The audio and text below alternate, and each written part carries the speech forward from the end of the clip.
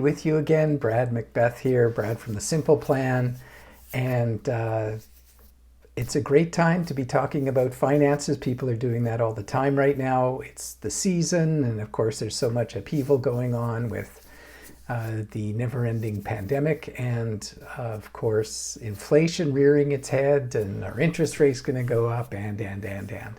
So we're going to continue our series today by looking at saving for education. This is a topic that's very dear to many parents' hearts, and of course to our youth as they get older. They think about it as well, wondering how they're going to be able to pay for college, university, technical school, trade school, wherever they're headed. And we want to show you the best way to save. Now, let me say first that we don't believe in borrowing for education. We truly believe it's not necessary, and also with good planning and good discipline, and also that coming out of whatever educational institution you go to with a major debt burden is just a really painful and hindering way to begin your journey through adulthood, if that's the stage of life you're at, or if you're making a career change mid-career life, then saddling yourself with a big pile of debt is very difficult to do away with in a meaningful way. And it will severely hinder your other plans, whether it's to own a house or retire eventually or whatever that is. So I'm not going to talk too much about that philosophy today. That's for another time. I want to show you specifically what you might be doing, what you can be doing for saving for education. We're going to take a look at a calculator that'll give you some great insight on how to do that. First, I want to thank our sponsors. Again, this week, it's the Simple Plan community. We really encourage you to come join us in the Simple Plan community. We answer a lot of questions there. We post all these live sessions. We have special sessions we do in there. You get access to tools. But best of all, you get access to like-minded people who are on the same financial journey you are. Canadian families and couples and individuals that are trying to make the most of their money. We firmly believe at the Simple Plan that given the prosperity of our society in general, that it is accessible for nearly everybody to do very well financially. It requires good planning, good habits, and just some wisdom. And that's what we really focus on. So join us there. You can find us at facebook.com/groups/Simple Plan Community. All right, so let's go over and just look at this simple. Well, we're going to look at two calculators, both part of saving for education. So our first calculator answers the question of when should I start saving for my child's education? Now, you just put a few simple numbers in here. And what I'm going to say is you can just kind of work the numbers till you get the result that you want. What you need to start with is a goal. How much do you want to save? And the way you calculate that is you just look at the cost of whatever institution you're going to be sending your child to. Most post-secondary education institutions have calculators on their websites for that. And it'll calculate books, tuition, other fees, and living costs. Of course, you can decide whether you're going to pay for your child to live away or whether they're going to continue to live at home, because of course that can represent an enormous financial saving. So once you've got that lump sum number, so let's say that with tuition, books, and living expenses for 8 months of the year, if they're going to university, then they might be looking at an overall cost of perhaps $30,000 a year. Might be higher, might be lower. It really depends on the situation. But let's just imagine it's $30,000 a year. Now, then you decide, well, how much of that do we want to subsidize as parents. Are you wanting to have $30,000 a year for them for each year? Or should they be paying half? Or are they going to work? Or what is the formula here? Are you going to fund some of it out of cash flow? So once you've answered that question, you might say, well, we want to save the books and tuition portion. Like, okay, so let's say that that's going to be $10,000 a year. And we're going to need 4 years worth if they're going to university.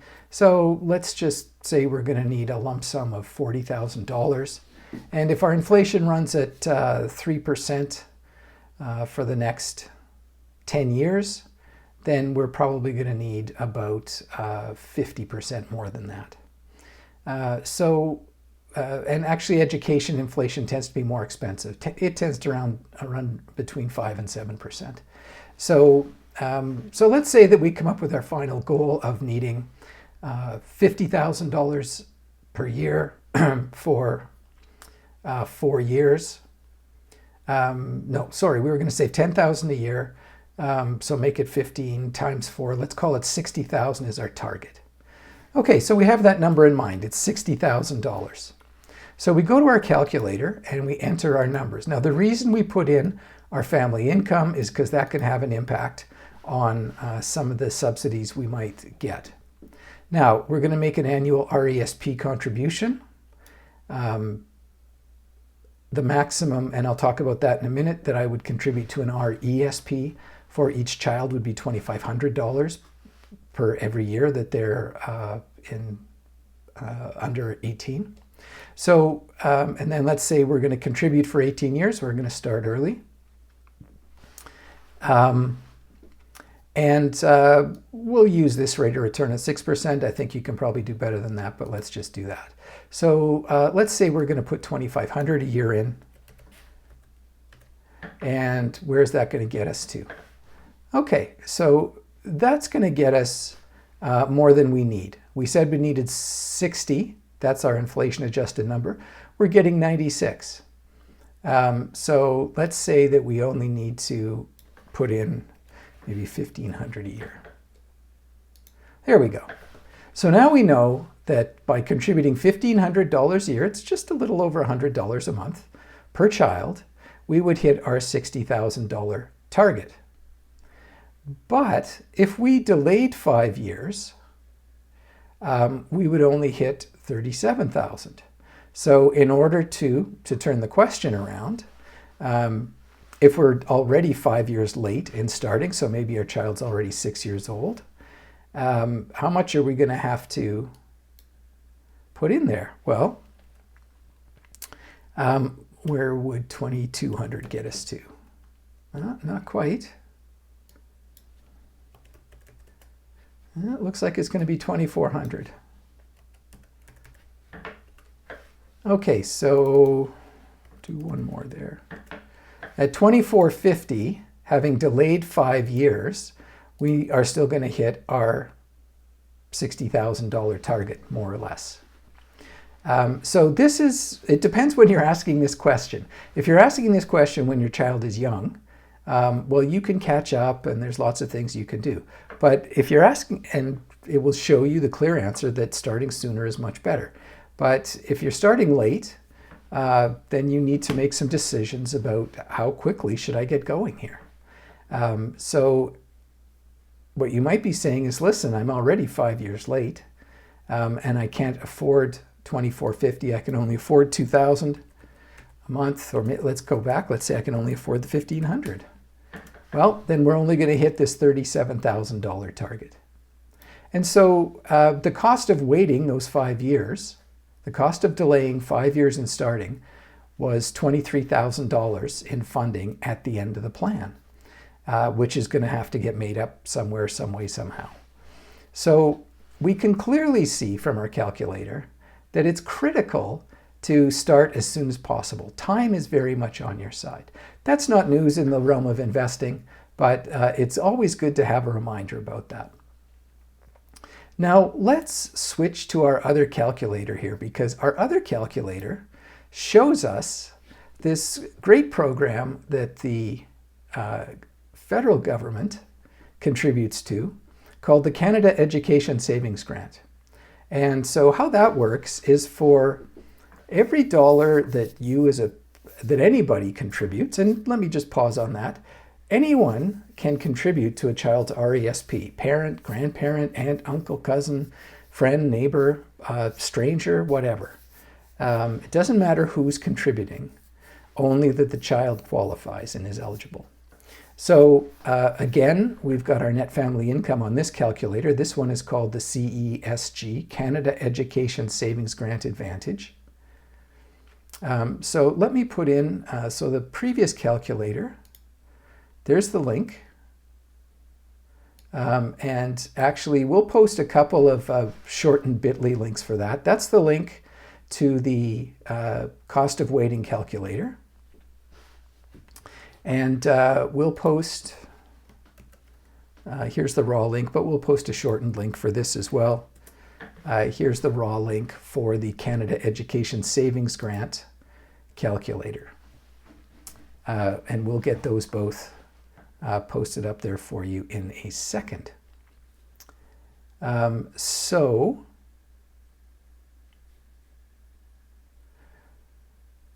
net family income, again, we've entered our net family income. And if you're wondering why some of these things are here, if you just point your cursor at the little question mark, it'll pop up a balloon and tell you what that's all about. All right. So net family income, $75,000. Annual RESP contribution. Now, my advice would be you can get 20%. The government will match 20% of your contribution to the RESP in the year that you make the contribution, up to a maximum of the government's contribution being $500, which would mean your maximum contribution that will generate Canada Education Savings Grant is $2,500. So for example, if you put $1,000 in, the government will add in an additional $200. Now there's some rules and regulations about that, but they're pretty broad, and there's lots of opportunity to use that money for your child's education. And it works even better if you've got multiple children. So you definitely want to get that money. That's a 20% lift in the first year that has a powerful impact, which is what we're going to see here. So for example, if we were contributing the maximum, so that will generate Canada Education Savings Grant. So we're contributing the RESP amount that will generate the maximum Canada Education Savings Grant. That would be $2,500 each year of the child's life up to age 18. So we contribute $2,500 for 18 years. RESP is going to grow for 18 years. Again, we've got the rate of return at 6%. Now, here's the difference. If you just put that in an Entrust For account or some other type of savings account, your money, all those contributions at 6% growth over 18 years, would grow to $81,900. But with the additional Canada Education Savings Grant, it's going to grow to $96,707. That's an additional almost $15,000 that is going to be there for your children for their education. So it is well worthwhile. The RESP is really what we would call a tax transfer program. So you don't get a deduction. You don't get a benefit as the parent or grandparent or whatever. You get no tax benefit for contributing. But the recipient, the student, gets the 20% Canada Education Savings Grant. And then on top of it, they're able to take the money out and it's attributed to them, to their taxability at the time they take it out. So when they're a student, they're age 19, they're taking money out of their RESP for school. That money is taxable, but it's taxable in their hands, not in yours. And of course, students would generally be at a much lower tax rate at that time. So that's how that works. It's a simple approach, and it's a very powerful approach. So what we recommend is that you maximize the Canada Education Savings Grant. If you're going to contribute more, don't put it into an RESP because you don't need to kind of get tied up in the rules that are in there. if you're not getting the Canada Education Savings Grant, just put it in an in-trust for account for your child. You can accomplish the same thing. Do an in-trust for account for your child. Thereby, you are transferring the tax burden on withdrawal into your child's hands. And that money won't be governed by the rules about whether your child's gone to post-secondary education or not. So that's all fairly simple and straightforward. There's lots of other interesting tips and tricks. If you wanted to do a big lump sum deposit to an RESP at the beginning, or you have someone, maybe a grandparent or what have you, that does, there's ways to do that, and then set it up in such a way that you move the money in over time so you maximize the Education Savings Grant. Now, if you've missed out on getting that Canada Education Savings Grant because for whatever reason, you didn't think about it, you didn't know about it, you didn't have the money to do it or whatever. Let's say your child is now 9 years old. And you can still actually capture all of that Canada Education Savings Grant. Yes, it's a maximum of $500 CESG a year triggered by a $2,500 RESP contribution, but you can catch up. 1 year of retroactive for every calendar year. So if your child is 9 this year, and this is the first year you're starting, well, you can make the $2,500 contribution for this year. You can make an additional $2,500 contribution for the previous year. So you could actually put $5,000 in this year, and it's going to generate $1,000 in Canada Education Savings Grant. Next year, when they're age 10, you can contribute $2,500 for that year, and you've still got 7 years of retroactive that you haven't used, because that first year we did 9 and the 8-year-old year. Now you can do the 10 and the 7, so that's 2 years again. Then you can do 11 and 6 and 12 and 5 and so on and so on. So you can actually catch up and make all those contributions. You'll generate all that Canada Savings Education Savings Grant, which is a great thing. What you will have missed out on, just like we looked at in our previous calculator, what you will have missed out on is the opportunity to grow that money over that long period of time. And that's why it's so important to start as soon as possible. That money will compound.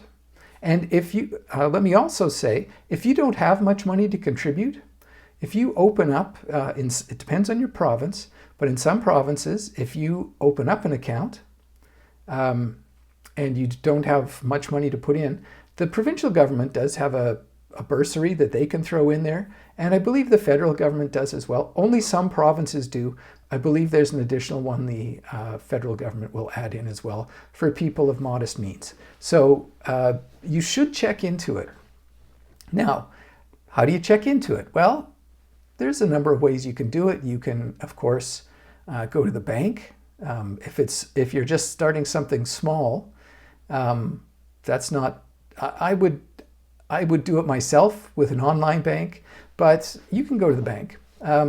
But for sure, you want the money in your RESP invested in mutual funds. You don't want it in a savings account. So make sure that it's being put to work. It's going to earn you some good returns.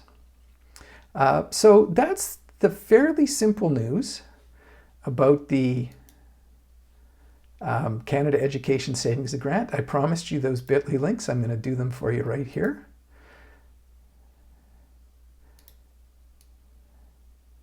So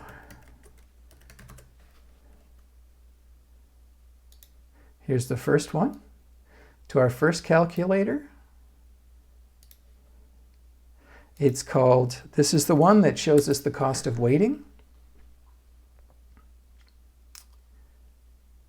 We'll just put it up there in our broadcast as well. And now we'll put up the second one for you.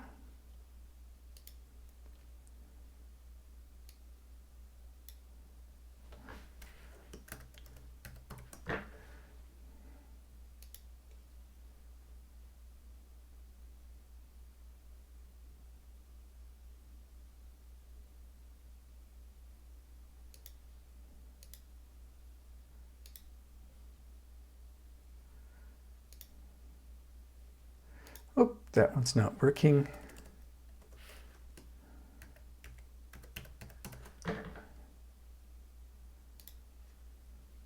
There we go.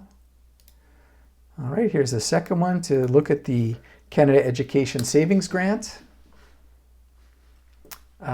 impact.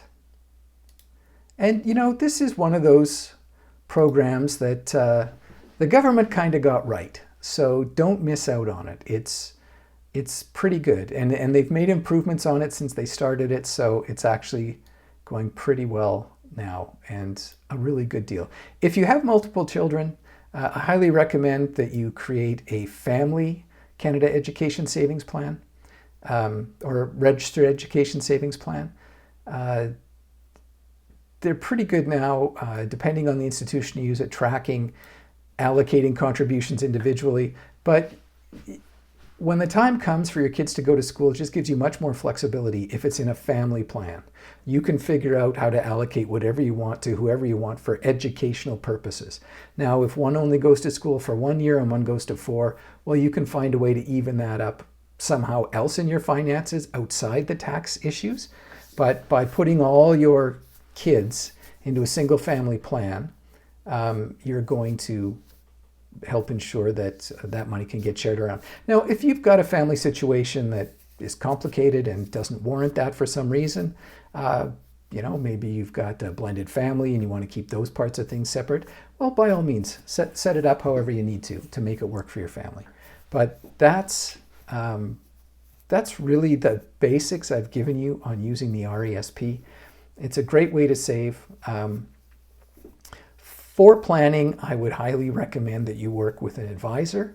If you're not confident investing it yourself, you can do this yourself. It's like many different investing programs. You can find yourself a discount broker online discount broker that you use for yourself and do it for yourself. However, as I say, for everyone that wants to do it themselves, by all means, go ahead, but you really need to be paying close attention. You really need to be very confident that you understand all the tax ins and outs and also the investing ins and outs, because when you get to the point where your kids want to go to school, if the money's not there or there's some tax problem, it's going to make life miserable. But again, just as long as you understand all that, you're prepared to have an investing philosophy, you understand the tax rules around this, then by all means, you can do it yourself. I recommend you use, for most people, that you use an advisor because most don't want to spend the time to be focusing on it and educating themselves on that. But that's entirely up to you. So this is just the basics. There's lots of more interesting ins and outs that the RESP can be used for in some ways. Creative ways of building it and that. But we wanted to give you just the most basic information so you can start right now thinking about what you want to do with your finances for saving for your kids' education. The last thing I want to say about that is do not save for your children's education at the expense of building your own finances appropriately. So, for example, don't save for your children's education and not be saving for your own retirement. You are going to get old. You are going to need that money when that time comes. And I'm pretty sure you would rather figure out creative ways to pay for your kids' education than for your children to have to figure out how they're going to support you when you get old because you didn't save any money for retirement. It's kind of like that, the airplane oxygen mask analogy. If you're flying with children and the oxygen masks drop down, put your own on first and then you can take care of them. Same thing here. Put your own investment plan into play first and then take care of them. So if you have questions, join the Facebook group, the Simple Plan Community. We are happy to meet with you there. It's at facebook.com/groups/Simple Plan Community. We'd love to talk with you there about RESPs, and there can be some very interesting discussion about philosophies around saving for children's education. It is not a requirement to do it. There are many families who take the approach of, well, I think I can help my child by, for example, giving them food and shelter while they're going to continue in their education. But I want them to be the ones that are committed. And so I want them to kind of put their money where their mouth is and be taking the financial risk along with the time risk. So it's a very interesting topic. There is no single correct answer. It's just really what your family wants to do. So join us in the Facebook group. We'd love to see you in there talking about it. Hear about your plans for what you're going to do for your kids' RESPs. So thanks very much for joining us. This is Brad from The Simple Plan.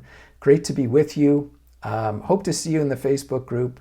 If you have any questions, fire them our way. We're always happy to answer them.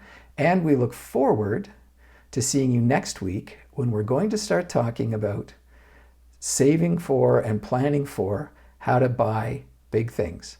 And in our first episode of Buying Big Things, we're going to look at buying a house. All right, we look forward to seeing you next week. Thanks very much and take care.